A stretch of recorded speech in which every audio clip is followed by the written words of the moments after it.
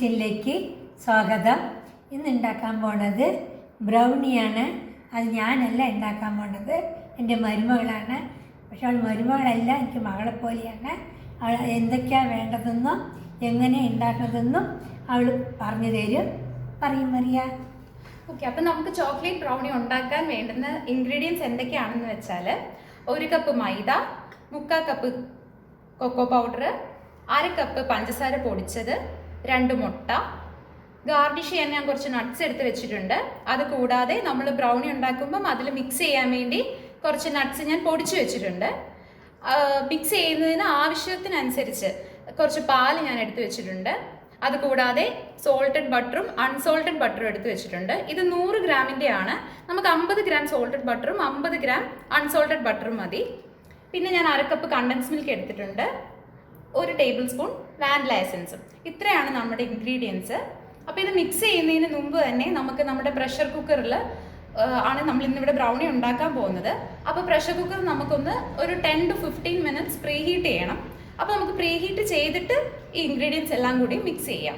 അപ്പം നമ്മളിവിടെ നമ്മുടെ പ്രഷർ കുക്കർ പ്രീ ഹീറ്റ് ചെയ്യാൻ പോവാണ്.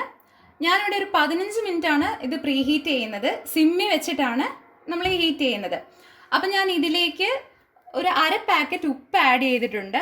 നല്ലൊരു ഹീറ്റ് കിട്ടാൻ വേണ്ടിയാണ് ഞാൻ ഉപ്പ് ആഡ് ചെയ്തേക്കുന്നത്.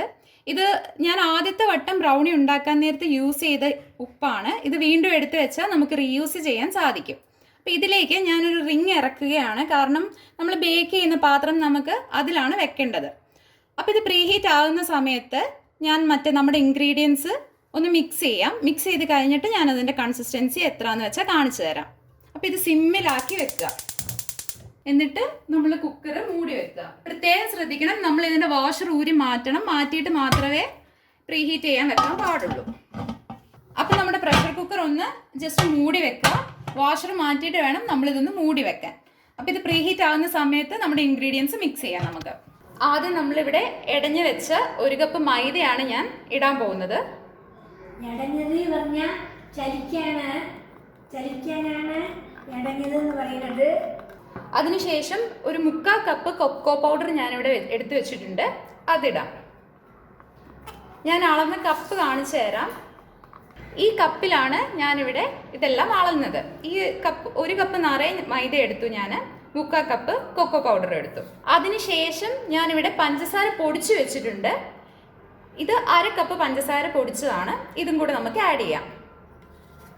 അപ്പം നമ്മളിപ്പോൾ ഇട്ട് ഈ 3 ഇൻഗ്രീഡിയൻസ് ഒന്ന് നല്ലപോലെ മിക്സ് ചെയ്ത് കൊടുക്കാം. ഇതിലേക്ക് നമ്മൾ 2 മുട്ട പൊട്ടിച്ചിടുക. ഇതൊന്ന് നല്ലതായിട്ടൊന്ന് മിക്സ് ചെയ്ത് കൊടുക്കുക.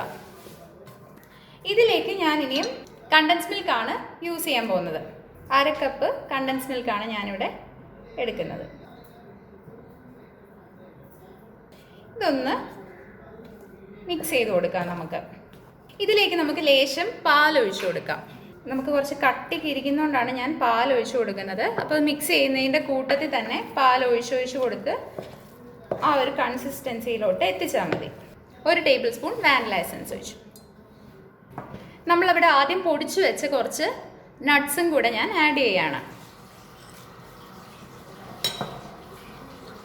അതിനുശേഷം ഇത് നല്ലപോലെ ഒന്ന് മിക്സ് ചെയ്തെടുക്കുക. എന്നിട്ട് 50 ഗ്രാം അൺസോൾട്ടഡ് ബട്ടറാണ് ഇടുന്നത്.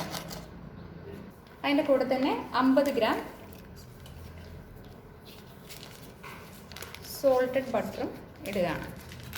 ഞാൻ ഇത് കുറച്ച് നേരത്തെ പുറത്ത് വെച്ചതാണ്, അതാണ് ഇങ്ങനെ നല്ല മെൽറ്റായി കിട്ടുന്നത്. അതാകുമ്പോൾ നമുക്ക് മിക്സ് ചെയ്യാൻ എളുപ്പമാവും. ഇതിന് ബട്ടർ ആഡ് ചെയ്തതിന് ശേഷം ഇത് നല്ലപോലെ ഒന്ന് മിക്സ് ചെയ്ത് കൊടുക്കുക. മധുരം കുറച്ച് കൂടുതൽ വേണമെന്നുള്ളവർ 1 കപ്പ് കണ്ടൻസ് മിൽക്ക് ആഡ് ചെയ്യുക. ഞാനിവിടെ ഈ കപ്പിലാണ് കണ്ടൻസ് മിൽക്ക് അളന്നത്. ഇതാണ് നമ്മുടെ ബ്രൗണി മിക്സിൻ്റെ കൺസിസ്റ്റൻസി. ഈ ഒരു കൺസിസ്റ്റൻസി വേണം നമ്മൾ ബേക്ക് ചെയ്തെടുക്കാൻ. അപ്പോൾ നമ്മുടെ ബേക്കിംഗ് ട്രേയിലോട്ട് മാറ്റാം. ഞാനിവിടെ ബേക്കിംഗ് ട്രേ ബട്ടർ പുരട്ടി വെച്ചിട്ടുണ്ട്. ബട്ടർ പേപ്പർ ഉള്ളവർക്ക് ബട്ടർ പേപ്പർ യൂസ് ചെയ്യാം. ഞാൻ ഇതിലോട്ട് ഈ ബ്രൗണി മിക്സ് ഇടാൻ പോവാം. ഇനി നമുക്ക് നമ്മുടെ ബ്രൗണി മിക്സ് ഒന്ന് ഗാർണിഷ് ചെയ്ത് കൊടുക്കാം. ഞാൻ കുറച്ച് നട്ട്സ് എടുത്ത് വെച്ചിട്ടുണ്ട്. ഈ നട്ട്സ് വെച്ചിട്ടൊന്ന് ഗാർണിഷ് ചെയ്ത് കൊടുക്കാം. ഇനി നമുക്കിത് നമ്മൾ പ്രീഹീറ്റ് ചെയ്ത് വെച്ചേക്കുന്ന പ്രഷർ കുക്കറിൽ ബേക്ക് ചെയ്യാൻ വെക്കാം. അപ്പം ഞാനിവിടെ ബ്രൗണി ബേക്ക് ചെയ്യാൻ വെച്ചിട്ടുണ്ട്. ഇതൊരു 30 മിനിറ്റ് ആണ് ഞാൻ വെക്കുന്നത്. ഒരു 20 മിനിറ്റൊക്കെ ആകുമ്പോൾ നമുക്കൊന്ന് ഓപ്പൺ ചെയ്തിട്ട് കുക്കായോന്ന് ഒരു ടൂത്ത് പിക്ക് വെച്ചിട്ടൊന്ന് നമുക്ക് നോക്കാം. അപ്പോൾ ഇതൊരു 20 മിനിറ്റ്സ് കഴിയുമ്പം നമുക്ക് ഓപ്പൺ ചെയ്ത് നോക്കാം. നമ്മുടെ ബ്രൗണി ഇവിടെ ഏകദേശം ആയിക്കഴിഞ്ഞു. അപ്പം ഞാൻ ഇതൊന്ന് തുറന്ന് നോക്കാം.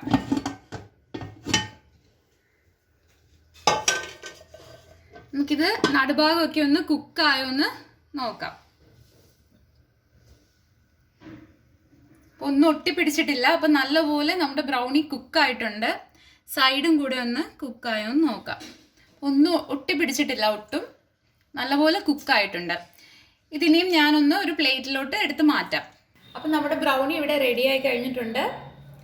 ഇത് തണുത്തതിന് ശേഷം നമുക്കൊരു പ്ലേറ്റിലോട്ട് മാറ്റാം. നല്ല സോഫ്റ്റ് ആയിട്ടുണ്ട്. ഹീറ്റ് ഒരുപാട് കൂടിയാൽ ബ്രൗണി കുറച്ച് ഹാർഡായിട്ട് വരും. അതുകൊണ്ട് മീഡിയം ഫ്ലെയിമിൽ തന്നെ കുക്ക് ചെയ്യാവുള്ളൂ. അപ്പം നമുക്കിതൊന്ന് മുറിച്ച് നോക്കാം. നല്ല സോഫ്റ്റ് ആയിട്ടുണ്ട്.